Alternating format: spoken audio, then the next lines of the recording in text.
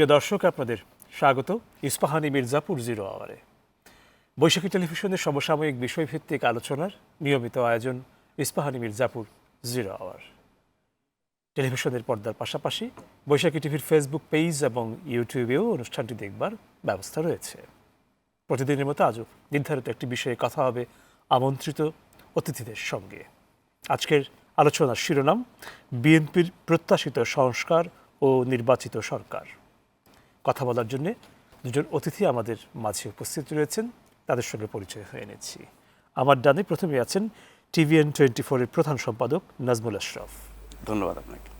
এরপরে আছেন বিএনপির vice chairman doctor Asaduzzaman Ripon. এই দুই অতিথির সঙ্গে কথা হবে আমাদের আজকের আলোচনার যে বিষয় সেটিকে ঘিরে। তবে তার আগে যথারীতি এক নজর দেখে নিচ্ছি বৈশাখী সংবাদের শিরোনাম। অন্তর্বর্তী সরকারকে ব্যর্থ হতে দেয়া যাবে না, বিএনপির সমাবেশে বলেছেন তারেক রহমান। আগামীর জন্য প্রস্তুত হওয়ার নির্দেশ। আজ সব বিভাগীয় শহরে বিএনপির সমাবেশে বিপুল জনসমাগম হয়। সংস্কার শেষে দ্রুত নির্বাচন চায় দলটির নেতারা। সংস্কার সহ নানা খাতে চলতি অর্থবছর বাংলাদেশকে $2 বিলিয়ন বেশি ঋণ দেবে বিশ্বব্যাংক। আইডিবি 3 বছরে দেবে $5 বিলিয়ন। ডেঙ্গু সংক্রমণে বাড়ছে, চলতি মাসে 15 দিনে মারা গেছে 24 জন। আক্রান্ত 6,000-এর বেশি। এডিস মশা দমনের তাগিদ। এবং নিরাপত্তা ব্যবস্থা ও যাত্রী সেবায় ঢাকার শাহজালাল আন্তর্জাতিক বিমানবন্দরে দৃশ্যমান পরিবর্তন। যাত্রীরা লাগেজ পাচ্ছে দ্রুত। শুনছিলাম বৈশাখী সংবাদের শিরোনাম, যাচ্ছি আলোচনায় অতিথিদের সঙ্গে। রাজধানী সহ বিভাগীয় পর্যায়ে বিএনপির সমাবেশ ছিল এবং এই গণসমাবেশে সর্বশেষ যে বক্তব্য দলটির পক্ষ থেকে সেটি উঠে এসেছে এবং মূলত গুরুত্ব পেয়েছে যে দুটি বিষয়, তার একটি হচ্ছে সংস্কার, একটি হচ্ছে নির্বাচন। ডক্টর আসাদুজ্জামান রিপন, আপনি নিজেও একটি সমাবেশে অর্থাৎ রাজধানীর যে সমাবেশে সেটা আপনি ছিলেন এবং সেখানে আমরা দেখেছি দলের ভারপ্রাপ্ত চেয়ারম্যান তারেক রহমান তিনি যে বক্তব্য রেখেছেন সেখানেও এই দুইটি জায়গাতেই বড় গুরুত্বের বিষয়টি ছিল। আপনার কাছ থেকে শুনব সংস্কার এবং নির্বাচিত সরকার এই প্রসঙ্গে আপনার। ধন্যবাদ আপনাকে। আসলে দেখেন, সংস্কারীরা আমাদের নেতা, আমাদের পার্টির ভারপ্রাপ্ত চেয়ারম্যান তারেক রহমান সাহেব, উনি ক্যাটেগরিক্যালি বলেছেন যে সেটা হচ্ছে সংস্কারটা চলমান প্রক্রিয়া। আমরা কিন্তু 2017 সালে আমাদের পার্টির চেয়ারপারসন বেগম খালেদা জিয়া তিনি ভিশন 2030 একটা ঘোষণা করলেন, রূপকল্প ঘোষণা করলেন। সেখানে কিন্তু আপনার প্রেসিডেন্ট, প্রধানমন্ত্রীর ক্ষমতার ভাগাভাগি, ক্ষমতার ভারসাম্য, ভাগাভাগি বলতে ভারসাম্যের কথা বলতে চাচ্ছি। এখন তো বর্তমান প্রেসিডেন্ট ভার্চুয়ালি প্রেসিডেন্টের সেই অর্থে কোনো নাই, পাওয়ার এক্সারসাইজ করার অবস্থানটা নাই।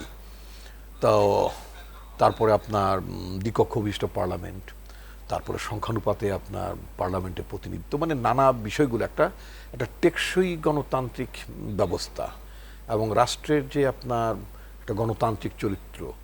এবং আজকে তারেক রহমান যে কথাটা বলেছেন, এম্পাওয়ারমেন্ট অফ দ্য পিপল, ক্ষমতাকে উনি যেটা বলেছেন যে জনগণের ক্ষমতা না হলে আসলে গণতন্ত্র টেকসই হয় না। জনগণ যখন রাষ্ট্রে মালিকানা বোধ করবে, প্রশ্ন করতে পারবে, ক্ষমতাকে প্রশ্ন করতে পারে, কথাটা আমি নিজেও বহুবার বলেছি যে ক্ষমতাকে যতবার মানুষ প্রশ্ন করতে পারবে, নাগরিকরা প্রশ্ন করতে পারবে, তখন মনে করবেন যে আপনার গণতন্ত্র কাজ করছে। তো এটা তো আমাদের আকাঙ্ক্ষার কথা বলেছি আমরা। তারপরে আমরা গত 16 বছর ধরে আমরা একটা অব্যাহত আন্দোলনের মধ্যে ছিলাম। আমরা ফাইনালি আমরা সরকারের এক দফার দিকে চলে গেলাম, অর্থাৎ যে সরকারকে যেতেই হবে, তাই না? আমাদের সমমনা রাজনৈতিক দলগুলোকে নিয়ে আমরা যেটা বলে একটা বৃহৎ পরিসরে যার যার জায়গা থেকে অ্যাটলিস্ট আমরা আন্দোলন করার চেষ্টা করেছি। এর মধ্য থেকে আমাদের ছাত্ররা তারা তাদের কোটা নিয়ে তারা কথা বললেন, চাকরি নিয়ে কথা বললেন, এক পর্যায়ে বৈষম্য নিয়ে কথা বললেন এবং ফাইনালি যেটা হলো এক দফায় চলে আসলো, তাই না? পুরো নাগরিক সমাজ, সমস্ত ছাত্র বলেন, শ্রমিক বলেন, অভিভাবক বলেন, নারী বলেন, আমাদের মায়েরা, বোনেরা, কে না। আমি যদি এইভাবে বলি যে একটি ছেলে যখন জেলে যাচ্ছে, পেছন থেকে পুলিশ বলল যে আপনার মা আসছেন, মা পাশে এসে ছেলের হাতে হ্যান্ডকাপ, মা পাশে এসে ছেলে কাপ চাপড়িয়ে বলছেন যাও। এই যে অভয় দেওয়ার মতো মা, কথাটা খেয়াল করুন, এবং মা যখনই ছেলেকে পিঠ চাপড়াই দিল, কাঁধ চাপড়িয়ে দিল, পরক্ষণে দেখলাম মানে ছেলের মুখে কি আনন্দ, অথচ সে কিন্তু জেলে ঢুকবে, তাই না? অর্থাৎ কে না এই আন্দোলনে যুক্ত ছিল। এটা শুধু ছাত্রদের আন্দোলন না, মায়েদের আন্দোলন, বোনদের আন্দোলন, শ্রমিকদের আন্দোলন, সবাই একাট্টা হয়ে গিয়েছিল। মানুষ আর পারছিল না, মানে রাষ্ট্রটা যেভাবে শেখ হাসিনা যেভাবে শাসন করছিলেন, এবং পুরোটাই মানে সব কিছু তারময় করে নাও। তারময় বলতে বোঝাচ্ছি, এটা এই ধরনের কোনো হয়তো শব্দ নেই, তারময় বলতে বোঝাচ্ছি যে গোটাটাই ওনার। উনি যেভাবে ভাবতে চাইতেন, যেভাবে পছন্দ করতেন, রাষ্ট্রযন্ত্র বলেন, বাহিনী বলেন, প্রশাসন বলেন, দুদক বলেন, সমস্ত কিছু ওনার মতন করে উনি দেখতে চেয়েছিলেন। তো এর মধ্য দিয়ে যেটা হলো যে মানুষ দ্রোহে ফেটে পড়লো, তাই না? তো এইটার পরিপ্রেক্ষিতে এখন আমরা যেটা মনে করি যে একটা নির্বাচিত সরকার তো লাগবেই। সব কিছুর পেছনে তো নির্বাচন, অর্থাৎ জনগণের শাসন ক্ষমতার যদি অংশগ্রহণ করতে হয়, রাষ্ট্রে যদি জনগণের ক্ষমতায়ন করতে হয়, জনগণকে যদি সংশ্লিষ্ট করতে হয়, আপনি তো নির্বাচনের মধ্য দিয়ে করবেন। এমন ব্যবস্থা রাখবেন যে আপনি নির্বাচিত করতে পারেন, তাকে প্রশ্ন করতে পারেন, তাকে ফেরত আনতে পারেন, তার প্রতি অনাস্থা দিতে পারেন। পার্লামেন্টে আপনি নিজে নির্বাচিত হন না, অর্থাৎ এমপি হন না, কিন্তু আপনার লাইক ইউনাইটেড স্টেটস সিস্টেমের মতো, আমি আমেরিকান সিস্টেমের কথা বলি, সেখানে নাগরিক সমাজ কিন্তু তারা বিল তুলতে পারে। একজন কংগ্রেসম্যান যদি স্পন্সর করে, অর্থাৎ তিনি যদি স্পন্সর করেন, এবং যে একটা সার্টেন নাম্বারস অফ মানে আপনার সিটিজেন ভোটার্স, তারা যদি মানে কোনো কিছু দাবি তোলে বা কোনো আইন সংস্কারের কথা বলেন, অথবা কোনো নতুন আইন সংযোজনের কথা বলেন, পার্লামেন্ট অর্থাৎ মানে ইউএস কংগ্রেসে সেটা কিন্তু আলোচনা করতেই হবে। তো এই যে বিধি ব্যবস্থাগুলো, এইগুলোর মধ্য দিয়ে জনগণের ক্ষমতায়ন হয়, তাই না? জনগণ মনে করতে পারে যে এই বিলটা তোমাকে, আমার কংগ্রেসম্যান, তুমি আমার নির্বাচিত প্রতিনিধি, you must raise this issue, তুমি কথাটা বলবে। আমাদের দেশে 5 বছর জন্য একজন এমপি যখন নির্বাচিত হয়, তিনি আকাম কুকাম করবেন, তার ভিডিও ফাঁস হবে। ওই যে রাজশাহীর এনামুল হক বলে এক লোকের মানে ভিডিও দেখছেন, অশ্লীল ভিডিও দেখছেন, কি তার দল, শাসক দল কি তাকে কি উইথড্র করেছিল, তাকে কি বাতিল করেছিল? না। মানে বিষয়টা হচ্ছে, একবার যদি আপনি এমপি যেইভাবে হোক যেনতেনভাবে একবার যদি ইলেকশন কমিশনের একটা সনদ পেয়ে যান যে আপনি এমপি বলে নির্বাচিত হইয়াছেন, আপনি আকাম কুকাম যাইছে তাই করেন, আপনি 5 বছর, এরপরে দৌড় দিবেন না, দৌড়ে নি খাবেন, সেটা পরের কথা। তো এই সিস্টেমটা গণতন্ত্র না, এইখান থেকে বের হয়ে আসতে হবে।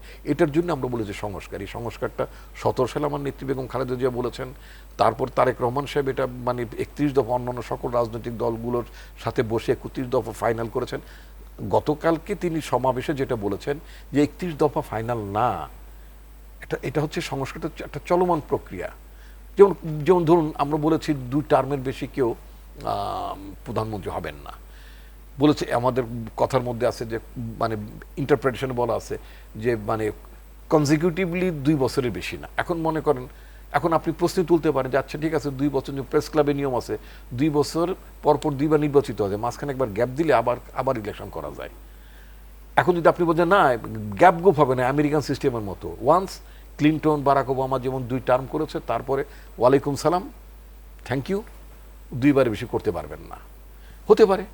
হতেই পারে, তাই না? এই জন্য উনি বলেছেন যেটা মানে সংস্কারটা হচ্ছে চলমান, রাষ্ট্র যতদিন থাকবে ততদিন আপনার যুগোপযোগী সংস্কার করতেই হবে, অ্যাডাপ্টেবিলিটি করতেই হবে, রিঅ্যাডজাস্টমেন্ট করতেই হবে, এবং that is the essence of democracy. এই কথাটি বলেছেন। আর নির্বাচনে যে প্রশ্নটি তুলেছেন সেটা হচ্ছে যে একটা নির্বাচিত সরকারই তো কেবলমাত্র আপনার জনগণের কাছে দায়বদ্ধ থাকে। অন্য কোনো সরকারে তো জনগণের কাছে যদি দায়বদ্ধ বোধ করে ঠিক আছে, আর যদি বোধ না করে, আমরা তো কথিত সোকল্ড অনির্বাচিত সরকারগুলোকে আমরা দেখছি, তারা দে ডিড নট কেয়ার, তারা কেয়ার করে নাই। তো এই জন্য আমরা বলেছি যে মানে সংস্কার করতে হবে, যত দ্রুত সম্ভব সংস্কার করতে হবে। এখন তো আপনি রাজ্যের কাজ যদি নিয়ে নেন, এখন যদি বলেন যে আপনি কার্বন নিঃসরণকে একেবারে 0 লেভেলে নামানোর পরে তারপরে আপনি নির্বাচন দেবেন, ইজ ইট পসিবল? সেটা তো পসিবল না, তাই না? সম্ভাব্য যতগুলো সংস্কার টেকসই করা যেতে পারে, একটা চমৎকার নির্বাচন, গ্রহণযোগ্য নির্বাচন, স্বচ্ছ নির্বাচন করার মতন পরিস্থিতি তৈরি করে, এবং যারা জনপ্রতিনিধি হবেন তাদেরকে যাতে জনগণ অ্যাকাউন্টেবল করতে পারে, অর্থাৎ হুক দিয়ে টানতে পারে, টোটাল একটা ব্যবস্থা করার পরে নিঃসন্দেহে নির্বাচনটা লাগবে। কারণ আমাদের যে আমাদের প্রশাসনটা ভেঙে পড়েছে, রাষ্ট্রের প্রায় সকল প্রতিষ্ঠানই তো ভেঙে পড়েছে, এগুলো তো এখন রিবিল্ড করার টাইম। আমাদের পুলিশ ভেঙে পড়েছে, আমাদেরকে একটা রিয়েলি আমাদের একটা জনগণের পুলিশ তৈরি করতে হবে, বিএনপির পুলিশ না। আমি বারবার কথাটা বলি, আওয়ামী লীগের পুলিশকে যেমন সিরিয়াসলি মানে সমালোচনা করতাম, একইভাবে ভবিষ্যতে বিএনপিরও মানে অর্থাৎ বিএনপির ভক্তি করা পুলিশ, মানে বিএনপির কথা উঠবে বসবে এই পুলিশও চাই না। এমন একটা পুলিশ চাই যেটা আধুনিক গণতন্ত্রে ইউরোপে আমেরিকায় যে পুলিশগুলো থাকে মানুষের সমীহ মানে তারা পায়, আমিও চাই আমাদের পুলিশ জনগণের সমীহ পাবে, জনগণের বন্ধু হবে, জনগণকে সুরক্ষা দেবে। সেই পুলিশই তো আমাদের লাগবে। ধন্যবাদ। সবকিছুর জন্য নির্বাচন সংস্কার দুটি পাশাপাশি চলবে। আবার আসবো আপনার কাছে, যাচ্ছে আমাদের আরেক অতিথি নাজমুল আশরাফ, ওনার কাছে। শুনছিলেন জি জি আসাদুজ্জামান রিপনের কথা, সমাবেশের যে কথাগুলো হয়েছে আপনি সেগুলো জানেনও, আমরা সেই জায়গা থেকেই আলোচনাটা করছি। বিএনপি খুব সংক্ষেপে বলতে গেলে সেটা ছিল যে তারা যেটা বলছেন যে সংস্কারটা তো করতে হবে, কিন্তু সেটাকে একটু দ্রুত করতে হবে এবং করে একটি নির্বাচিত সরকারের হাতে। যৌক্তিক দ্রুত বলতে আমরা এটা বলছি না যে মানে কোনো সময়সীমা বেঁধে দিচ্ছেন না, তা দিচ্ছি না, রাইট। তো সেই জায়গাটাই একটু জি। আপনার কাছে যাচ্ছে। ধন্যবাদ আপনাকে। এই যে আজকে আন্তর্জাতিক গণতন্ত্র দিবস উপলক্ষে বিএনপি ঢাকা সহ সারা দেশে বিভাগীয় পর্যায়ে যে সমাবেশ করেছেন, এতে আমরা গণতন্ত্রের দিবসটি অস্তিত্ব টের পেলাম। দেশে তো আরও অনেক রাজনৈতিক দল আছে, আমার জানা মতে, রিপন ভাই জানেন কিনা অন্য কোনো দল এই দিবস অনুযায়ী কোনো কর্মসূচি নিয়েছে কিনা আমার ঠিক জানা নাই। তো বিএনপি অন্যতম বড় একটি দল বাংলাদেশের, তারা গণতন্ত্রে বিশ্বাস করে, গণতান্ত্রিকভাবে ক্ষমতায় ছিল, গণতান্ত্রিকভাবে ক্ষমতায় যেতে চায়, সেই কারণে তারা গণতন্ত্র দিবস পালন করে গণতন্ত্রে ফিরে যাওয়া, আমরা তো এখন গণতন্ত্রে নাই, গণতন্ত্রে ফিরে যাওয়া এবং সঠিক গণতন্ত্র সংস্কারের মাধ্যমে পরিবর্তিত বাস্তবতায় গণতন্ত্রে ফিরে যাওয়া, তার জন্য নির্বাচন। ফলে সংস্কার যেটি একটি চলমান প্রক্রিয়া, রিপন ভাই বললেন, এবং এই সংস্কারের ব্যাপারে বিএনপি ভারপ্রাপ্ত চেয়ারম্যান জনাব তারেক রহমানের একটা বাক্য আমি একটু বলে নেই, আমার কাছে কথাটা খুব ভালো লেগেছে। উনি বলেছেন যে অন্তর্বর্তী সরকারকে ব্যর্থ হতে দেওয়া যাবে না। এই গণ অভ্যুত্থানের প্রেক্ষিতে যে সরকারটি এসেছে, জনগণের আকাঙ্ক্ষার সরকার, তাদের কাছে মানুষের অনেক প্রত্যাশা, পুরো রাষ্ট্র ব্যবস্থার পরিবর্তন, ভেঙে পড়া বিভিন্ন প্রতিষ্ঠানকে আবার পুনর্গঠন এবং সঠিক নির্বাচনের মাধ্যমে গণতন্ত্রে ফিরে যাওয়া, তার মধ্য দিয়ে সুশাসন, ন্যায় বিচার, আইনের শাসন, মানুষের অধিকার এবং যা যা কিছু ইতিবাচক দিক একটা রাষ্ট্রের থাকে, সেরকম একটি বাস্তবতায় ফিরে যাওয়ার দায়িত্ব এই সরকারকে জনগণ দিয়েছে গণ অভ্যুত্থানের মাধ্যমে। তারেক রহমানের যে কথাটি প্রসঙ্গে উল্লেখ করল, ঠিক তার সঙ্গে কিন্তু এর আরেকটা সাথে কথা আছে, আমি সে জায়গায় আসছিলাম, সরকার যে নিজেই যেন ব্যর্থ ব্যর্থতার হতে কারণ। দেওয়া যাবে না, কারণ এই সরকার বা অন্তর্বর্তী সরকার ব্যর্থ হওয়া মানে গণতন্ত্রকামী সকল জনতার ব্যর্থতা, বা যে আকাঙ্ক্ষা নিয়ে গণ অভ্যুত্থান হয়েছে তাদের যে প্রত্যাশা সেটার ব্যর্থতা। এবং এটাও সাথে সতর্ক করেছেন যে সরকার নিজেই যেন ব্যর্থতার কারণ না হয়। তার মানে সরকারের পরিকল্পনা, সিদ্ধান্ত, এগিয়ে চলা, মানুষের আকাঙ্ক্ষা ধারণ করা এবং কথাবার্তা, কাজকর্ম, সিদ্ধান্ত, সব ক্ষেত্রে যদি কোনো ভুল ত্রুটি হয় যার কারণে তারা ব্যর্থ হয়, সেই ব্যর্থতা কিন্তু শুধু সরকারের না, গোটা দেশের এবং মানুষের। সেই জায়গাটি তো তিনি সতর্ক করেছেন। এখন আসি আন্তর্জাতিক গণতন্ত্র দিবস উপলক্ষে গণতন্ত্রের নানান দিক নিয়ে রিপন ভাই বলেছেন, আমি দু চারটা একটু যোগ করতে চাই। গণতন্ত্র মানে হচ্ছে আসলে রাষ্ট্র যে জনগণের, জনগণ যে রাষ্ট্রের মালিক, সেটা প্রতিষ্ঠিত হয় গণতান্ত্রিক ব্যবস্থার মাধ্যমে। এবং সেই গণতন্ত্রের একটা বড় অনুষঙ্গ হচ্ছে নির্বাচন, এবং সুষ্ঠু নির্বাচন, যে নির্বাচনে মানুষ অবাধে তার মতামত প্রকাশ করতে পারবে, তার পছন্দ অনুযায়ী প্রার্থী এবং দল বেছে নিতে পারবে, শাসক শ্রেণীকে সে নির্বাচন করবে, শাসক না আসলে সেবক, তারা তাদের সেবক নির্বাচন করবে এবং তারা শাসনভার নিয়ে সেই অনুযায়ী কাজ করবে, জনগণের প্রত্যাশা এবং জনগণকে দেওয়া প্রতিশ্রুতি অনুযায়ী কাজ করবে। নির্বাচন এলে আমরা বহু প্রতিশ্রুতি শুনি, আকাশচুম্বী সব প্রতিশ্রুতি তারা দেন, কিন্তু ক্ষমতায় গিয়ে সেটা করেন না। এখন এই 53 বছরের বাংলাদেশে আমরা যদি গণতন্ত্রের ইতিহাসে যাই, অনেক বড় কাহিনী, কিন্তু সঠিক, সুষ্ঠু এবং প্রত্যাশিত গণতন্ত্রের চর্চা কখনো হয় নাই। তারপরও যদি বলি, এই 53 বছরের মধ্যে মন্দের ভালো গণতন্ত্রের চর্চা করেছি আমরা মূলত 10 বছর, 91 থেকে 96, 96 থেকে 2001, এখন 2001 থেকে 2006, 2008 থেকে 14 এবং 14 পরে যে 10 বছর, এগুলোর সাথে আমি যে প্রথম 10 বছর বললাম এরশাদ সরকার বিরোধী বা স্বৈরাচার বিরোধী গণ অভ্যুত্থান, তখন রিপন ভাইরা সেই গণ অভ্যুত্থানের নায়ক ছিলেন, আমরা তখন বিশ্ববিদ্যালয়ের ছাত্র। তো সেই গণ অভ্যুত্থানের পরে মানুষের যে প্রত্যাশা জন্মেছিল, 3 জোটের যে রূপরেখা ছিল, সেই অনুযায়ী ওই 10 বছর না চললেও আপনি যে কোনো সময়ের সাথে যদি তুলনা করেন, এই 91 থেকে 2001 পর্যন্ত যে শাসন আমরা দেখেছি, যে সরকার দেখেছি, যে সংসদ দেখেছি, সেটি অন্য যে কোনো সময়ের চেয়ে ভালো। সেটাও কিন্তু যেই প্রত্যাশা এখন জেগেছে বা যেমনটা জনগণ চায়, আমরা চাই, যারা রাজনীতি করেন রিপন ভাইদের মতো বিভিন্ন দলে আছেন বা দলের বাইরে আছেন, তাদের প্রত্যাশা অনুযায়ী না, সেরকম একটা জায়গায় যেতে হবে। তার মানে 91 থেকে 2001 পর্যন্ত আমি যেটাকে বাংলাদেশের ইতিহাসে সবচেয়ে ভালো গণতন্ত্রের চর্চা বলছি, তার চেয়েও ভালো জায়গায় যেতে হবে। তার জন্য সংস্কার প্রয়োজন। কারণ এই যে ক্ষমতার ভারসাম্য, রাষ্ট্রের যেই 3টি অঙ্গ, আইন বিভাগ, শাসন বিভাগ, বিচার বিভাগ, তাদের নিজস্ব দায়িত্ব পালন করা, ক্ষমতার ওভারল্যাপিং, মানে এক অঙ্গ আরেক অঙ্গের উপরে প্রভাব বিস্তার করা, এবং যেই ব্যবস্থায় আমরা আছি সাংবিধানিক ব্যবস্থা অনুযায়ী, এবং সেটাকে আরও দুমড়ে মুচড়ে আমরা এমন জায়গায় নিয়ে গেছি যে একজন হচ্ছে গোটা রাষ্ট্রের মালিক, একজনের কথায়, একজনের চিন্তায়, একজনের পছন্দে সব কিছু চলে। তাহলে এটা তো গণতন্ত্র হলো না, এটা স্বৈরতন্ত্র, এটা একনায়কতন্ত্র, এটা কর্তৃত্ববাদী শাসন। সেই শাসন ব্যবস্থা পরিবর্তনের জন্যই সংস্কারের কথা বলা হচ্ছে। সেই সংস্কার সাংবিধানিক হবে, আইনগত হবে, রাজনৈতিক হবে, অর্থনৈতিক হবে, এবং আরও বহুবিধ। তো এই দীর্ঘ এই সংস্কারের যে প্রক্রিয়া, সেটি এই সরকার করে দেবে, মৌলিক কাজগুলো করে যাবে, একটি সুষ্ঠু নির্বাচন, এবং সেই নির্বাচনের মাধ্যমে যারা দেশের সেবা করার সুযোগ পাবেন, তারা ওই রাস্তায় যাবেন যেই রাস্তাটা সংস্কারের মাধ্যমে এই সরকার দেখিয়ে দেবে। সেটুকু কাজ করার পরে আপনাকে নির্বাচনে যেতে হবে। আমরা কিন্তু অদ্ভুত টাইপের তত্ত্বাবধায়ক সরকার দেখেছি 2007-08 সালে। সংবিধান অনুযায়ী 3 মাস থাকার কথা, তারা ছিল 2 বছর। 2 বছর তারা সংস্কারের নামে অনেক কিছু করেছে, এবং 2 বছর পরে ফলাফল কি? আমরা যেখানে ছিলাম তার চেয়ে আরও পিছিয়ে গেছি। তার মানে হচ্ছে সংস্কারের কথা বলা শুনতে ভাল লাগে, সবার আকাঙ্ক্ষা, কিন্তু সংস্কারের নামে 2 বছর কি হয়েছিল 7-8 সালে সেনা সমর্থিত সরকারের সময়, সেটা আমরা জানি। কিছুই হয় নাই সংস্কার, পুরো মানে গুবলেট পাকিয়ে ফেলেছিল ওই সরকার। এবং তখনকার অর্থনীতি থেকে শুরু করে সব খাতের যে অবস্থা তৈরি হয়েছিল, সেটা আস্তে আস্তে আবার নির্বাচিত সরকার এসে ঠিক করেছে। ফলে এই সংস্কার কতটা কার্যকর হবে, কতটা উপকারী হবে, কতটা আমাদের রাজনৈতিক ব্যবস্থা জনগণের আকাঙ্ক্ষা এবং আইন কানুন সংবিধান অনুযায়ী হবে, সেটি কিন্তু একটা ট্রায়াল এবং এররের মধ্য দিয়ে গিয়ে একটা সময় আমরা হয়তো কাঙ্ক্ষিত সুফলটা পাবো। কিন্তু আমরা ব্যবস্থাটা করতে হবে, তার জন্য পরিবর্তন এবং সংস্কার করতে হবে, সেই জায়গাটা আমরা শুরু করতে চাই। আপাতত শেষ করে আরেকটা কথা বলে, গণতন্ত্র মানে শুধু একদিনের গণতন্ত্র না। আমরা যেই গণতন্ত্রের চর্চা করেছি এত বছর, যেগুলো গণতন্ত্রের চর্চা ছিল না গত 16 বছর, বা এর আগেও বিভিন্ন সময় স্বৈর শাসন ছিল, সামরিক শাসন ছিল, গণতন্ত্রের নামে যাচ্ছেতাই করা হয়েছে, ওগুলোর কথা আমি বলছি না।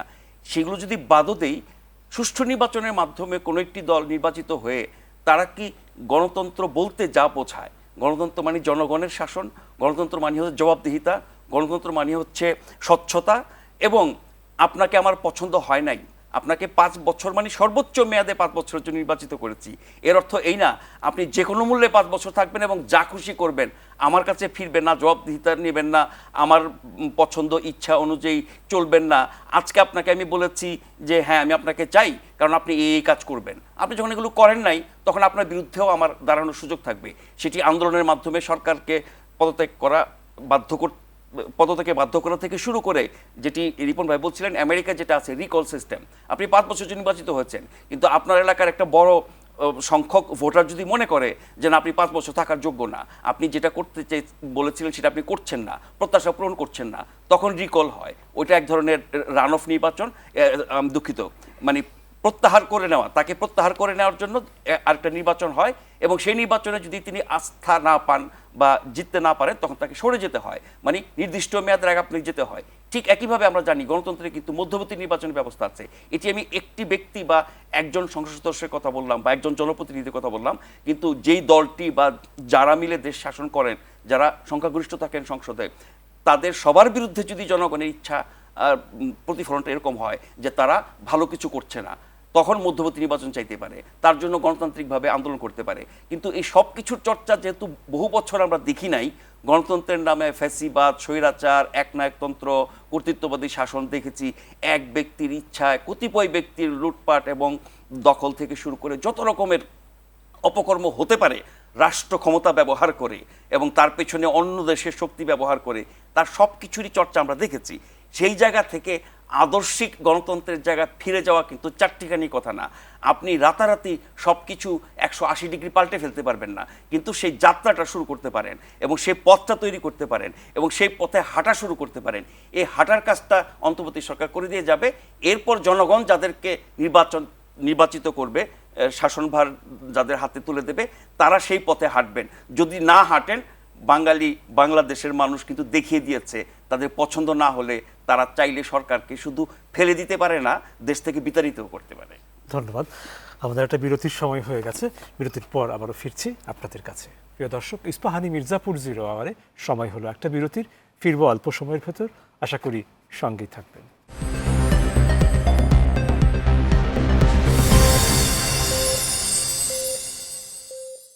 প্রিয় দর্শক, আপনাদের আবারও স্বাগত ইস্পাহানি মির্জাপুর 0 আওয়ারে। ধন্যবাদ বিরতির সময়টুকু আমাদের সঙ্গে থাকার জন্যে। ফিরছি আবারও আলোচনায়। আসাদুজ্জামান রিপন, আবারও আসছি আপনার কাছে। বিএনপির যে সমাবেশগুলো ছিল সেখানে অভিন্ন বেশ কিছু বিষয়, স্বাভাবিক তাই হবে, অভিন্ন থাকারই কথা। তো সংস্কার শেষে নির্বাচনের রোডম্যাপটি চাওয়া হয়েছে, এটা সবগুলো জায়গা থেকেই চাওয়া হয়েছে। নির্বাচনের রোডম্যাপের ব্যাপারটা একটু পরিষ্কার হতে যাচ্ছে। না, রোডম্যাপটা শব্দটা মানে এটা একটা জার্গন হয়ে গেছে আমার কাছে, যেটা মনে হয় রোডম্যাপ শব্দ। রোডম্যাপটা কি? আপনি যেমন আমরা কিছু বক্তব্য রাখার পরে আপনি একটা বিরতিতে গেলেন তো, আবার একটা বক্তব্য রাখবো, কিছুক্ষণ পরে আপনি আবার একটু যাবেন, কি বলে, বিরতিতে যাবেন। ইটস এ প্ল্যান, যে কি করতে চাচ্ছি। একটা সংসারে তো একটা পরিকল্পনা থাকে। আগামীকালকে সকালবেলা কিভাবে আমরা কি নাস্তা করব, সেটাও তো আমার স্ত্রী বা আমার একটা পরিকল্পনা থাকে, নাকি পরিকল্পনা থাকবে না? সরকারেরও তো একটা পরিকল্পনা থাকতে হবে, সেটা সংস্কার নিয়ে, সেটা আপনার বিভিন্ন যেসব প্রবলেমগুলো স্টিল আছে সেগুলোকে অ্যাড্রেস করা নিয়ে, অ্যান্ড ফাইনালি নির্বাচন নিয়ে। That is basically this is a plan. আমরা এটাই বলতে চাচ্ছি। রোডম্যাপ শব্দটা একটা বহুল চর্চিত, বহুল আলোচিত, ফলে মনে হচ্ছে রোডম্যাপ বলতে মনে হচ্ছে বোধহয় একটা মানে কি বলে, মানে রোডের রোলার ঠোলা টাইপের কিছু। It's not like that. Basically it's a plan, what you want to do. আপনি কি করতে চাচ্ছেন, কি করতে যাচ্ছেন, কতদিনে করবেন, এটা ধারণা থাকতে হবে। তো আপনি একটা মোবাইলে একটা ফ্লেক্সি না কি বলে, লোডফোড বলে না, তো কতদিন কত মিনিট ব্যবহার করতে পারবেন, থাকতে হয়তো একটা সিস্টেম থাকতে। It's a plan.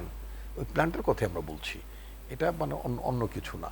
আচ্ছা, একটু এই বিষয়ে আপনার কাছ থেকে একটু। না, বিষয়টা হলো কি, যে যেহেতু এজেন্ডা অনেক বড়, অনেক বেশি ব্যাপক, এবং যেই সংস্কারের কথা নানানভাবে আলোচিত হচ্ছে, তার সব কিছু যদি করে যেতে চায় 20-30 বছরও শেষ হবে না। শুরুটা করে যাওয়া, মৌলিক কাজগুলো করে যাওয়া, যাত্রা শুরু করার জন্য ন্যূনতম যেটুকু করা দরকার সেটুকু করা।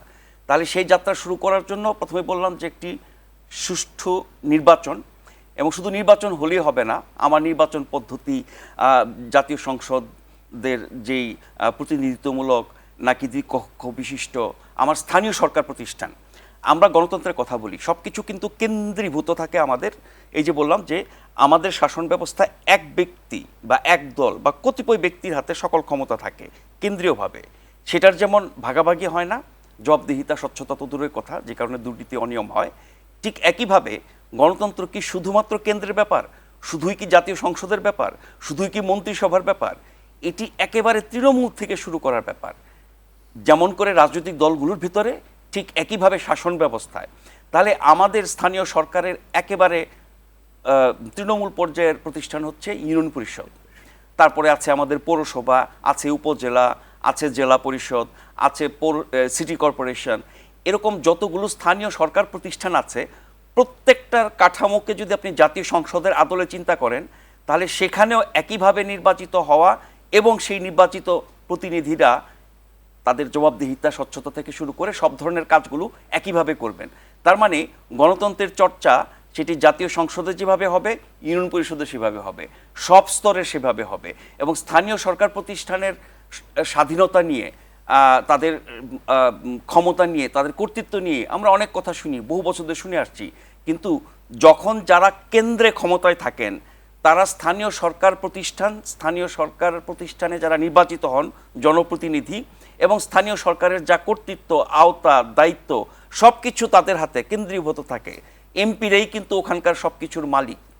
ফলে যারা স্থানীয়ভাবে নির্বাচিত হন তাদের কোনো কর্তৃত্ব থাকে না, ক্ষমতা থাকে না, এবং আইনগতভাবেই তাদেরকে ক্ষমতা দেওয়া হয় না। ফলে ওই পর্যায়ে গণতন্ত্রের চর্চা হয় না। একজন গ্রামের মানুষ, তার কাছে অনেক বেশি গুরুত্বপূর্ণ ইউনিয়ন পরিষদের চেয়ারম্যান বা মেম্বার, তার কাছে এমপি গুরুত্বপূর্ণ অনেক পরে, পৌরসভার কমিশনার বা মেয়র, সিটি কর্পোরেশনের ঠিক একইভাবে। ফলে ওই প্রতিষ্ঠানগুলোরও গণতন্ত্রায়ন প্রয়োজন এবং সেখানেও সঠিক ক্ষমতায়ন প্রয়োজন। তাহলে পরে গণতন্ত্রটা বিস্তৃত হবে, কেন্দ্রীভূত হবে না। এখন প্রাদেশিক ব্যবস্থার কথা বলা হচ্ছে, ছোট্ট দেশ কিন্তু জনসংখ্যা অনেক বেশি, সেটি করলেও কিন্তু ক্ষমতা বিকেন্দ্রীকরণ হয়। ফলে ক্ষমতার বিকেন্দ্রীকরণ এবং স্থানীয় পর্যায়ে কেন্দ্রীয় সরকারের হস্তক্ষেপ না থাকা, তাদের কর্তৃত্ব বেশি হওয়া, তারা অনেক বেশি জনসেবা করতে পারবে, সেই বিষয়টা থাকা দরকার। এখন কেন্দ্রে একটি দল থাকতে পারে, তৃণমূল পর্যায়ে, স্থানীয় সরকার পর্যায়ে আরও 4-5টা দল থাকতে পারে, তাতেও একটা ভারসাম্য হয়। কিন্তু আমরা দেখি যখন যারা সরকারে থাকে, গোটা দেশের সব কিছু তাদের দখলে এবং নিয়ন্ত্রণে চলে যায়, স্থানীয় সরকার প্রতিষ্ঠান সহ। একটা কথা বলে শেষ করি, ভালো নির্বাচনের জন্য নির্বাচন পদ্ধতি কিভাবে হবে, ক্ষমতায়ন কতখানি হবে, কাজ ঠিকমতো করতে না পারলে তাকে ফিরিয়ে আনা যাবে কিনা, সরিয়ে দেওয়া যাবে কিনা, সেগুলো নিয়ে আমরা কথা বলেছি।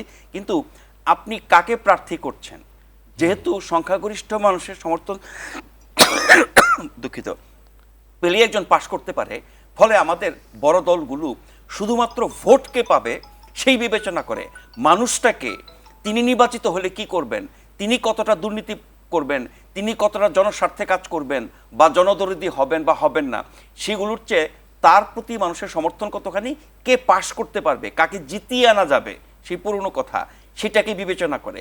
এখানে মনে হয় প্রার্থী মনোনয়নের ক্ষেত্রে একটা গুণগত পরিবর্তন আনা দরকার।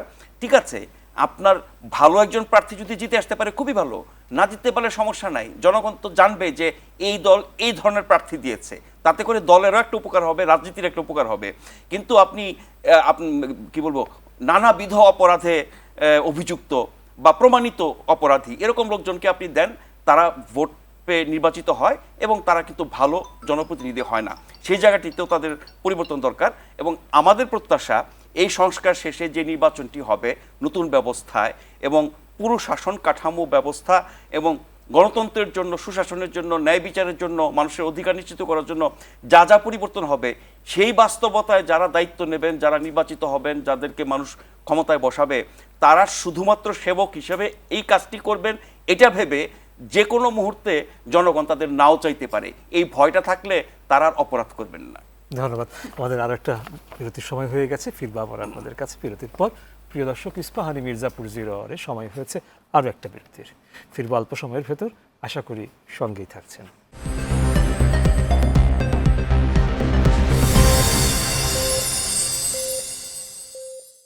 প্রিয় দর্শক, আপনাদের আবারও স্বাগত ইস্পাহানি মির্জাপুর 0 আওয়ারে। ধন্যবাদ বিরতির সময়টুকু সঙ্গে থাকার জন্য। ফিরছি আবারও আলোচনায়। আসাদুজ্জামান রিপন, ফিরছি আপনার কাছে। সংস্কার নিয়ে কথা বলতে গিয়ে বিরতির ঠিক আগে নাজমুল ইসলাম যখন বলছিলেন, তিনি স্থানীয় সরকার প্রসঙ্গে বেশ কিছু প্রসঙ্গের অবতারণা করেছেন। সেই জায়গাতে মানে স্থানীয় সরকার বা এই বিষয়ে উনার যে ভাবনার জায়গাটা যে বলেছেন, সেই বিষয়ে যদি আপনার কিছু আমি একটু শুনে নিতে চাই। সাংবাদিক নাজমুল আশরাফ উনি খুবই মানে সঙ্গতভাবেই, খুব চমৎকারভাবেই মানে স্থানীয় সরকার ব্যবস্থাটার কথা তুলেছেন। আমাদের স্থানীয় সরকার ব্যবস্থার কিছু ত্রুটি আছে এবং অ্যাট দ্য সেম টাইম কিছু আপনার সীমাবদ্ধতাও আছে, দুটোই আছে। যেমন ধরুন, আপনার একজন নির্বাচিত চেয়ারম্যান, সেটা ইউনিয়ন পরিষদের হোক, উপজেলা চেয়ারম্যান হোক অথবা পৌরসভার মেয়র হোক, আপনি ইচ্ছে করলেই মানে শাসক ইচ্ছা করলেই তাকে চাকরি খেয়ে ফেলতে পারে। একটা মানে লোকাল গভর্নমেন্টের একটা চিঠি সিনিয়র স্টেট সেক্রেটারি হার্ডলি একটা ডেপুটি সেক্রেটারি চিঠি দিয়ে শেষ।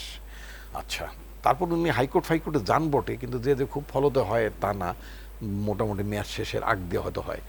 হোয়াই? আমরা যে ওয়েস্টমিনিস্টার টাইপ অফ গভর্নমেন্টের কথা বলি, ওয়েস্টমিনিস্টার টাইপ অফ ডেমোক্রেসির কথা বলতে তো মানে খুব বড় বড় কথা বলি আমরা, শাসক দল বলে। আগের গভর্নমেন্টকে আমরা বলতে শুনেছি। তো আপনি বিলেতের মতো একটা পার্লামেন্টারি কমিশন করেন, যেহেতু ওয়েস্টমিনিস্টার টাইপ অফ ডেমোক্রেসির কথা বলেন, ফাইন। তো বিলেতে তো আপনার মানে ওখানে আপনার পার্লামেন্টারি কমিশন আছে, সেখানে একজন এমপি যদি যেমন আপনার তিনি বাড়ি ভাড়াটা শো করেন নাই, তিনি আরেকজনের বাড়িতে থাকছেন, তো তিনি ওই নিজের বাড়িটা ভাড়া দিয়ে দিয়েছেন কিন্তু ওটা শো করেন নাই, এটা যখন জানা গেল, জানা যাওয়ার পরে তাকে তো মানে হুলস্থুল কাণ্ড, তাকে চিঠি টিঠি দিয়ে ইয়ে করছে, জবাবদিহি করতেছে ইত্যাদি ইত্যাদি। একইভাবে আমরা লোকাল গভর্নমেন্টের জন্য আমাদের কমিশন করাটা খুব জরুরি হয়ে গেছে, তাদেরকে অ্যাকাউন্টেবল করার জন্য। আরেকটা বিষয় হয়ে গেছে, যেমন আমি যদি আমার এলাকার কথা বলি, আমাদের এলাকায় আমি ব্যতি রেখে মোটামুটি বাকি লোকজন অনেক ধনী, সবাই ধনী।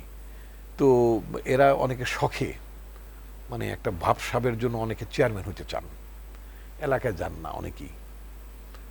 আপনার একটা বার্থ সার্টিফিকেট লাগবে, ওটা ওয়ারিশ সার্টিফিকেট লাগবে, ওই সচিব মানে পরিষদের সচিব, ওনার কাছে রেখে যেতে হবে, চেয়ারম্যান সাহেব দয়া করে আসলে একটু সাইন টাইন করবেন, অথবা কোনোভাবে উনি এটা নিয়ে যাবেন, ঢাকায় ঘুরে সাইন করবেন।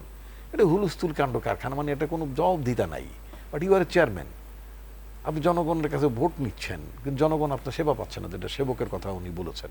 তাহলে আপনি কি করতে হবে, এটা আইনটা করে দিতে হবে। যে সংস্কারের প্রশ্নটা আবারও আসছে, সংস্কারটা হতে হবে ইউনিয়ন পরিষদের চেয়ারম্যান বলেন, উপজেলার চেয়ারম্যান বলেন, মেয়র বলেন, তিনি তার নির্বাচনের এলাকায় ওখানে তিনি পার্মানেন্টে বাসা বাড়ি করে বউ বাচ্চা নিয়ে থাকবেন। একজন চেয়ারম্যান যখন ফ্যামিলি নিয়ে থাকবেন, তখন ওই ইউনিয়নের আইন শৃঙ্খলা পরিস্থিতির প্রতি তিনি সজাগ থাকবেন, কারণ আইন শৃঙ্খলা পরিস্থিতি খারাপ হলে তো তারও সে এফেক্টেড হবে, তার ফ্যামিলি এফেক্টেড হবে। তাকে ভালো স্কুল বানাইতে হবে, প্লে গ্রাউন্ড বানাইতে হবে, নাকি সব কিছু রাখতে হবে, তার প্রার্থনা স্থলগুলো ভালো রাখতে হবে। তো তো এইটা আপনার এসেনশিয়াল।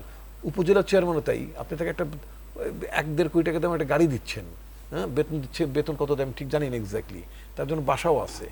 তাহলে তিনি থাকবেন না এরকম উপজেলা চেয়ারম্যান, বা 9টা-5টা মানে 9টা-5টা অফিস করতে হবে, মানে আইনটা হইতে হবে 9টা-5টা অফিস, মাইন্ড ইট, তাই না? আর এরপরে এখন উনি একটা ভালো কথা, যে মানসম্মত লোককে প্রার্থী দিতে হবে। এখন দেখা গেল যে একজন মাছের ব্যাপারী বালু উত্তোলন করে, মানে অবৈধ বালু উত্তোলন করে প্রচুর টাকা কামাইছেন, কোটি কোটি টাকা কামাচ্ছেন, কি বলে নাম অনেকগুলো নাম আছে, কাটার মাটার রেজার কি যেন বলে। এই বিষয়ে কি আসলে কোনো আইন করে দলকে বাধ্য করা যেতে পারে? হ্যাঁ, ওয়াই নট। যেমন মনে করেন আপনি যদি বলেন ইউনিয়ন পাকিস্তানে তো আছে, এখন অন্য ইন্ডিয়ায় নাই বা আরেক দেশে নাই বলে আমি করতে তা না, যাবতীয় ভালো কিছু তত্ত্বাবধায়ক ব্যবস্থা তো অনেক জায়গায় নেই, কিন্তু এখন আমাদের দেশে তো সবাই বলে একটা তত্ত্বাবধায়ক ব্যবস্থা দরকার, সবাই বলছেন এটা খুবই জরুরি দরকার। আচ্ছা, তাহলে এটা পৃথিবীর আমেরিকায় নাই, কিন্তু বাংলাদেশে দরকার, কেন আমার ক্যারেক্টারটা আলাদা। আচ্ছা, তো আপনি আইনটা করতে পারেন যে আপনি মানে ইউনিয়ন মানে অর্থাৎ নির্বাচিত প্রতিনিধি লোকাল গভর্নমেন্টে অ্যাটলিস্ট বিএ পাস লোক হইতে হবে, একটা গ্রাজুয়েট লোক হইতে হবে। এটা আপনার গ্রাজুয়েট ছাড়া, ধরেন তো উপজেলা চেয়ারম্যান, আমি রাজনীতি করার লোক, আমি শুধু স্বাভাবিক রাজনীতি করার লোকদের প্রতি তো আমার মানে ভালোবাসা, আবেগ, সহানুভূতি থাকার কথা। একটা উপজেলা চেয়ারম্যান, তিনি একটা বালুদস্যু, ভূমিদস্যু, একটা বাজে লোক, বহুত মানে নটোরিয়াস ক্লাসের লোক, রাজনীতি করেন বলে তিনি ফেরেছে তা তো না, আছে তো না, বদি সদি টাইপের লোকজন আছে না, সব দলই আছে এরকম কম বেশি।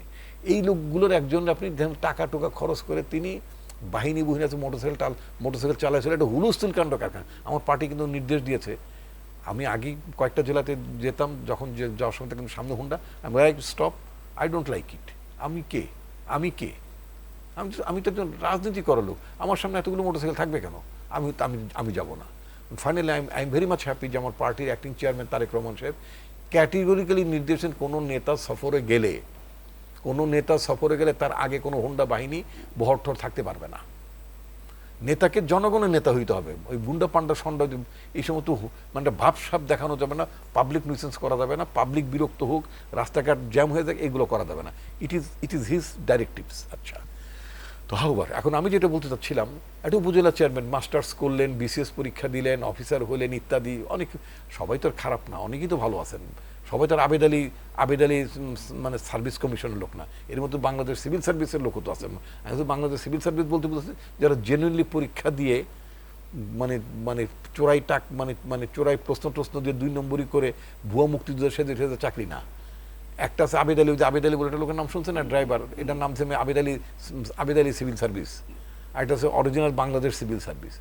তাহলে আমি ধরে নিচ্ছি যে আমার প্রশাসনে আবেদ আলী সিভিল সার্ভিস হয়তো কিছু আছে, আর বিসিএসও আছে। এখন জেনুইন বিসিএস অফিসার যদি এখন আপনার একটা বালি দস্যু, ভূমি দস্যু, গাছ কাটা দস্যু বা এরকম মানে চাঁদাবাজ ইত্যাদি এই জাতীয় একটা লোক যদি উপজেলা চেয়ারম্যান হয়, ওই বিসিএস অফিসার রুচিতে কুলাবে তারে স্যার বলতে? স্যার বলাটা বড় কঠিন ব্যাপার না, স্যার মানে মহোদয়, এটা বহু কিছু। বাট আমার কালচারালি মানে স্যার ইজ স্যার নাকি? আচ্ছা, তাহলে আমার ওই যে উনি যেটা বলেন যে ভালো মানসম্মত লোককে দিতে, তাহলে পলিটিক্যাল পার্টির উচিত হবে, যেহেতু আমি একটা মানে থানা লেভেলে একজন উপজেলা নির্বাহী অফিসারকে আমি এক্সপেক্ট করব যে তিনি জনপ্রতিনিধির প্রতি রেসপেক্টফুল হবেন, ওখানে আদার ডিপার্টমেন্টের অনেক বিশেষ অফিসার আছে বা আছে, তো তাদের যদি রেসপেক্ট কমান্ড করতে চান আপনি, তাহলে তো আপনাকেও তো রেসপেক্টেবল পার্সনকে নমিনেশন দিতে হবে রে ভাই। Very clear. যখন আমি সরি, আমি আপনার কাছে একটা মিনিট, যখন আমি আমার বাপদাদার দেশ, যে অনেকে গর্ব করে বলে আমার নির্বাচন এলাকা, আমার কোনো নির্বাচন এলাকা বলে আমি কিছু মনে করি না। অর্থাৎ আমার বাপদাদার দেশ যেটা মানে ঢাকার অদূরেই মুন্সিগঞ্জে, ওখানে একটা নির্বাচনী আসন, সেটার নাম হচ্ছে 2, মুন্সিগঞ্জ 2 বলে। মানে আমার বাপদাদার বেঁচে থাকলে ওখানে ভোট দিতেন, বা আমি গেলেও ভোট দেব, আর আল্লাহর হুকুম যদি থাকে হয়তো আমি প্রার্থী হব, যদি আল্লাহর হুকুম যদি থাকে। যেহেতু আমার চুরি ধারমি করার আগ্রহ না, ইচ্ছা নাই, আমি প্রকৃতপক্ষে যদি আল্লাহ মানুষের খেদমত করার তৌফিক দান করবো। এখন কত হচ্ছে, আমার এলাকাটা কোন এলাকা জানেন? এই এলাকার সাথে 21টা জেলার কানেক্টিভিটি। 21টা জেলার ডিসিএসপি আমার ওই এলাকায়, ওইখানে পদ্মা টোল প্লাজায় নামবেন এবং উঠবেন। 3টা ক্যান্টনমেন্টের জিওসি ওখান থেকে উঠবেন এবং নামবেন। যশোর ক্যান্টনমেন্টের জিওসি নামবেন, খুলনার জাহানাবাদ ক্যান্টনমেন্ট, এটা ফুল প্লেজেড ক্যান্টনমেন্ট কি নাম জানি না, but there is a Jahanabad cantonment. তারপরে শরীয়তপুর একটা ক্যান্টনমেন্টের 3টা ক্যান্টনমেন্ট, 3টা ক্যান্টনমেন্টের এক জিওসিরা মিনিমাম মেজর জেনারেল র্যাঙ্কের লোক, ব্রিগেডিয়ার আছে বেশ ফিউ। আমার এই পারে একটা পদ্মা একটা ব্রিগেড আছে, এখানে একদম ব্রিগেডিয়ার জেনারেল র্যাঙ্কের লোক আছে। তারপর পদ্মা ব্রিজ অর্গানটা পদ্মা ব্রিজ অথরিটি হবে, নানান ব্যাপার স্যাপার। এখন এখান থেকে কদু টাইপের একটা লোক যদি আমি নমিনেশন দেই, এবং আমি যদি মনে করি যে জেনারেল সাহেব সালাম দেবেন, ডিভিশন কমিশনার সালাম দেবেন, ডিসিএসপি মানে সালাম দেবেন, আইনত তারা বা প্রথাগত সালাম দেবেন বটে, কিন্তু পরক্ষণে আড়ালে তো বিরক্ত বোধ করবেন, মানসিকভাবে অস্বস্তি বোধ করবেন। সেজন্য পলিটিক্যাল পার্টির রেসপন্সিবিলিটি হতে হবে, শুধু আমি আমার নির্বাচনী এলাকার কথা বলি না, সব জায়গাগুলোতে রেসপেক্টফুল মানুষ যাকে ভালোবাসবে, তিনি একজন স্কুল টিচার হতে পারেন, প্রাইমারি স্কুল টিচার হতে পারেন, আমরা একদম শেষ দিকে এসেছি। যিনি সোসাইটিতে সম্মানিত মানুষ, যাকে মানুষ চাঁদাবাজ হিসেবে জানে না, যাকে ধান্দাবাজ হিসেবে জানে না, এবং নির্বাচিত হওয়ার পরে সম্পদ বৈভব কামাবার ধান্দাবাজি করবেন না, তাই না? তিনি মাটির মানুষ থাকবেন, মানুষের সাথে মিশবেন, এবং মরে গেলে মানুষ বলে দেন লোকটা ভালো ছিল, মানুষ কাঁদবে। অর্থাৎ সেই কথাটা আমি আবার ছোটবেলায় যেটা আপ্ত বাক্য বা আপনার যে শ্লোকের কথা দিয়ে বলি, যেমন জীবন হইবে করিতে গঠন, মরিয়া হাসিবে তুমি, কাঁদিবে ভুবন, তাই না? তো পলিটিক্যাল পার্টিগুলোকে নিঃসন্দেহে সমস্ত ক্ষেত্রে, সেটা ইউনিয়ন পরিষদের চেয়ারম্যান ক্যান্ডিডেট হোক, যদিও আমরা মানে লোকাল গভর্নমেন্টে আমরা দলীয়ভাবে মানে মনোনয়ন দেওয়ার পক্ষপাতী নই, কিন্তু জনগণের কাছে আমরা এটা জনগণ কি চায় এটা তো আমরা বুঝি। আমরা ডিসকারেজ করব সেই সমস্ত লোকগুলোকে যাদের সোসাইটিতে ইমেজ ভালো টেন্টেড ইমেজাল লোকগুলোকে আমরা ডিসকারেজ করব। ধন্যবাদ আপনাকে। ইভেন ইন পার্লামেন্ট অল্প একটু সময় নিয়ে নাজমুল আশরাফ আপনার কাছে। একদম এক মিনিট করে বলি, সেটা হচ্ছে হ্যাঁ, প্রার্থীর সম্পর্কে যেটা বললেন, আমি বললাম ঠিক আছে, কিন্তু আমি খুব ভালো প্রার্থী দিলাম, তিনি নির্বাচিত হলেন এবং তিনি জনগণের প্রতিনিধিত্বকারী ব্যক্তি হিসেবে ওই এলাকায় কাজ করবেন, জনসেবা করবেন। এবং যারা প্রশাসনে কাজ করেন, আমাদের এখনকার ব্যবস্থায় কিন্তু মানে প্রশাসনে যারা আছেন, আমরা যদি বলি সেটি সচিবালয় থেকে একেবারে উপজেলা পর্যন্ত, তাদের যে কর্তৃত্ব সেটার সাথে জনপ্রতিনিধিদের কর্তৃত্বের সামঞ্জস্য নাই। মানে জনপ্রতিনিধিদের চেয়ে তারা বেশি খবরদারি করে বিভিন্ন পর্যায়ে। তো আমি বলছি না যে তাদের কর্তৃত্ব থাকবে না, কিন্তু তারা হচ্ছে জনপ্রতিনিধির যে কাজ, সেই কাজে দাপ্তরিক সহায়তা দেবেন, কিন্তু সম্মানের জায়গাটা তো অবশ্যই থাকবে। একজন বিসিএস অফিসার, তিনি বিশ্ববিদ্যালয়ের সর্বোচ্চ ডিগ্রি নিয়ে বিসিএস পরীক্ষা দিয়ে সেখানে গেছেন, তার একটা মান সম্মান, রুচি, শিক্ষা দীক্ষা, তার সাথে যদি মানে সামঞ্জস্যপূর্ণ না হয়, তাহলে জনপ্রতিনিধিকে তিনি সম্মান করতে পারবেন না, মন থেকে সে সহযোগিতাও করতে পারবেন না। আবার আমলাতান্ত্রিক যেই ব্যবস্থা আমাদের সে ব্রিটিশ আমল থেকে, সেখানে কিন্তু এই আমলাদের যে খবরদারি কর্তৃত্ব, এটা গত 16 বছরে অনেক বেড়েছে। কারণ সরকারকে আমি 2 সেকেন্ড একটা জিনিস ঢুকাইতে চাই, বলতে চাই, তাহলে আপনার যেটা সাপ্লিমেন্টেড হবে। এই যে আমরা অতি সম্প্রতি কয়েকদিন আগে ফর্মার আইজিপি মানে inspector general of police mister Nur Mohammad, তিনি আওয়ামী লীগ থেকে এমপি ইলেকশন করেছিলেন, তিনি আওয়ামী লীগের আমলে তিনি রাষ্ট্রদূত হয়েছিলেন। ইনসিডেন্টালি আমি যে বিশ্ববিদ্যালয়ের এবং যে হলের ছাত্র ছিলাম, উনি আমাদের মহসিন হলেরই ছাত্র ছিলেন ঢাকা বিশ্ববিদ্যালয়ে। Mister Nur Mohammad immediate past যে আপনার হোম মিনিস্টার, তার সম্পর্কে যে মন্তব্য করেছেন এবং খুব সঙ্গত মন্তব্য, আমি বলবো না অসঙ্গ, মানে সোজা কথা একটা মানে বলছেন যে একটা মানে একটা রুচিহীন মানে সোজা কথা মানে যাকে হাসিনা সরকার যাকে স্বরাষ্ট্রমন্ত্রী বানাইছিল মানে সোজা একটা গার্বেজ টাইপের লোক, একটা বাজে লোকজন, এইটা যখন মানে একজন মন্ত্রী এবং তার সম্পর্কে ধারণা হচ্ছে পুলিশের, উনিও তার আন্ডারে বস্তা ভরে চাঁদা নিতেন, তার আন্ডারে তিনি পুলিশের প্রধান হিসেবে চাকরি করেছেন, তাই না? এবং একই সংসদে তিনি এমপি হয়েছেন তার সাথে। তো এইরকম একজন লোক সম্পর্কে যখন একজন আইজিপি বলেন, উনি যেটা বলেন সিভিল সার্ভিসের লোকজনের যদি এইরকম ইমপ্রেশন থাকে, পলিটিক্যাল পার্টি